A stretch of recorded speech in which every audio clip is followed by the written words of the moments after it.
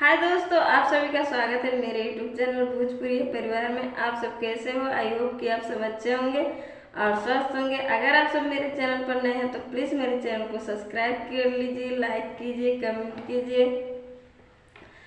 नई झुलनी के छैया बला में दोपहरिया बिताइला हो। नई झुलनी के छैया बला में दोपहरिया बिताइला हो।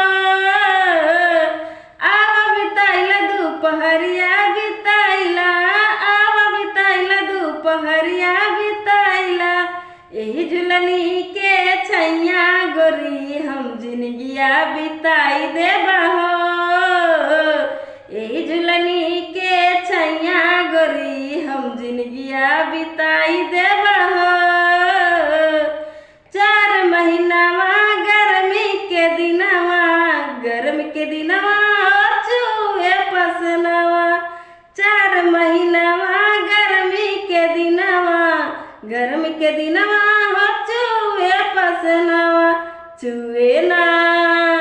चुए ना देबा पसनवा गोरी हम बेनिया डोलाई देबा हो। चुए ना देबा पसनवा गोरी हम बेनिया डोलाई देबा हो। नई झुलनी के छैया बला में दोपहरिया बिताइला हो। नई झुलनी के छैया बला में दोपहरिया बिताइला हो। 4 महीनावा जाड़ा के दिनवा, जाड़ा के दिनवा हो कांपे बदनवा। 4 महीनावा जाड़ा के दिनवा, जाड़ा के दिनवा हो कांपे बदनवा। कांपे ना देबा बदनवा गोरी तोहके कोरवा दबाई लेबा हो। कांपे ना देबा बदनवा गोरी तोहके कोरवा दबाई लेबा हो। नई झुलनी के छैया बला में दोपहरिया बिताइला हो। नई झुलनी के छैया बला में दोपहरिया बिताइला हो। 4 महीनावा बरखा के दिनवा, बरखा के दिनवा हो भीगे बदनवा। 4 महीनावा बरखा के दिनवा, बरखा के दिनवा हो भीगे बदनवा। भीगे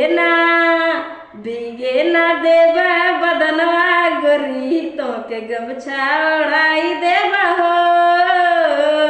भीगे ना देबा बदनवा गोरी तोहके गमछा ओढ़ाई देबा हो। नई झुलनी के छैया बला में दोपहरिया बिताइला हो। नई झुलनी के छैया बला में दोपहरिया बिताइला हो। आवा बिताइला दोपहरिया बिताइला, आवा बिताइला दोपहरिया बिताइला। यही झुलनी के छैया गोरी हम जिंदगिया बिताई देबा हो। यही झुलनी के छैया गोरी हम जिंदगिया बिताई देबा हो। नई झुलनी के छैया बला में दोपहरिया बिताइला हो। नई झुलनी के छैया बला में दोपहरिया बिताइला हो।